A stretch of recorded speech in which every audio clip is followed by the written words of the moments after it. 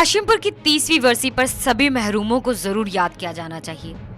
आज से ठीक 30 बरस पहले 22 मई 1987 की रात पीएसी के जवानों ने 42 मुसलमानों को हिरासत में लेकर गोली मार दी थी। पीएसी के जवानों ने निहत्थे मुसलमानों की हत्या करने के बाद उनकी लाशें गाजियाबाद की गंग नहर और हिंडन नदी में फेंक दी थी। मारे गए सभी मुसलमान हाशिमपुर मोहल्ला जिला मेरठ के रहने वाले थे।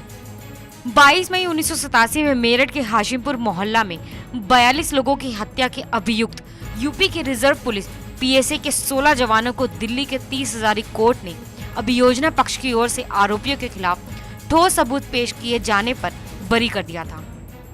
बता दें कि 21 मार्च 2015 को दिल्ली के 30 हजारी कोर्ट ने अपना फैसला सुनाया।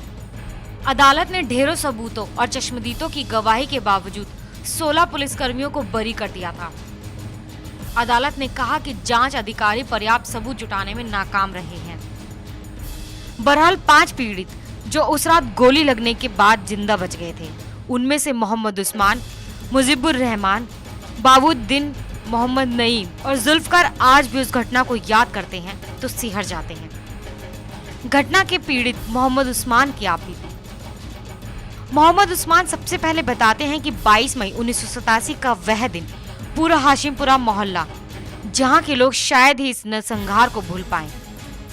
मोहम्मद उस्मान बताते हैं कि उनकी उम्र उस वक्त कोई 17 या 18 की रही होगी। वे आगे बताते हैं कि रमजान का पवित्र महीना चल रहा था और 22 मई का दिन रमजान के महीने का आखिरी जुम्मा था, जिसे मुसलमान समाज में अलविदा का दिन भी कहा जाता है। मोहम्मद उस्मान बताते हैं कि ईद की तैयारी और खुशी अलविदा के नमाज तक मेरे चेहरे पर उस वक्त साफ देखी जा सकती थी। किसी क्या पता था कि अगले ही कुछ पल न सिर्फ उस्मान की जिंदगी के लिए बल्कि पूरे हाशिमपुरा मोहल्ले के लिए एक कहर बनकर टूटने वाला था। अभी दिन के 2 या 3 का समय था। लोग अपने घरों में बैठे थे। मैं भी अपने घर में अपने घर वालों के साथ बैठा था।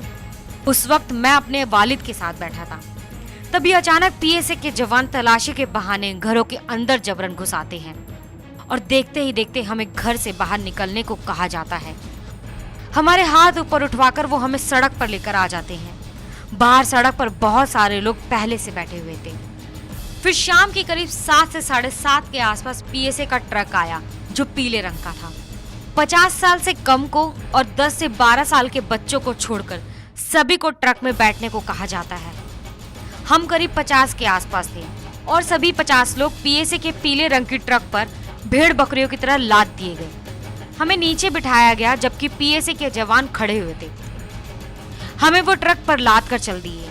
ट्रक मुरादनगर की गंग नहर पुल पार करी तो फिर ट्रक को आगे की तरफ बढ़ाया और एक पेड़ के नीचे रोका। फिर पीएसी वाले नीचे उतरे। पहले उन्होंने हम में से एक को नीचे उतारा और उसे गोली मार दी। हम कुछ समझ पाते उतने में ही पीएसी के जवानों ने हम पर भी बेसख्ता गोलियां चलाना शुरू कर दिया। गोलियां कई लोगों को चीरती हुई पार हो गई, मगर मैं बच गया था। मुझे ट्रक के ऊपर से उतारा गया। एक पीएसी वाले ने मुझे उतारा, 2 ने मुझे पकड़ा और तीसरे ने मुझे गोली मारी। पहली गोली मेरे पेट के अंदर लगी और पीछे की तरफ से निकल गई। दूसरी गोली मेरी टांग पर नहर में फेंकते वक्त मारी गई और मुझे मरा हुआ समझकर नहर में फेंक दिया। मैंने किनारे की एक झाड़ी को पकड़ लिया, मगर गोलियों की आवाज आती रही। जिन लोगों को मारकर वो पानी में फेंक रहे थे उनकी भी आवाजें आ रही थी। जब वहां सन्नाटा पसर गया तो मैं पेट के बल ऊपर किनारे पर चढ़ा। अपनी नजरों के सामने कई साथियों की लाश पड़ी देखी। मैं इस आस में पड़ा था कि शायद कोई आए और ले जाए। करीब 2:30 बजे रात की एक रोशनी नजर आई। यह मोटरसाइकिल की थी जिस पर एक दरोगा सवार था और उसके पीछे एक और आदमी बैठा हुआ था। उन्होंने मेरे पास गाड़ी रोकी और कहा, क्या हुआ? मैंने उन्हें बताया कि हमें पीएसी वालों ने गोली मारकर फेंक दिया। फिर वह दरोगा गया और थोड़ी देर बाद एक जीप लेकर आया। फिर दरोगा ने जीप में बिठाया और मुझे कहा, मैं तुम्हें अस्पताल लेकर जा रहा हूँ, लेकिन उन्होंने कहा कि मैं पीएसी का नाम न लूं, वरना हमें जहर का इंजेक्शन लगा दिया जाएगा।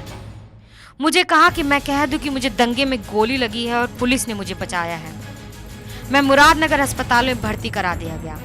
फिर मुरादनगर अस्पताल से मुझे all India institute of medical sciences में भर्ती कराया गया। बहरहाल हाशिमपुर मोहल्ला के 42 लाशों के साथ गंग नहर और हिंडन नदी में इंसाफ भी बह गया। हबीब जालिब का एक शेर याद आता है, ऐसे दस्तूर को सुबह बेनूर को मैं नहीं मानता, मैं नहीं जानता। Bureau report, national Dastak.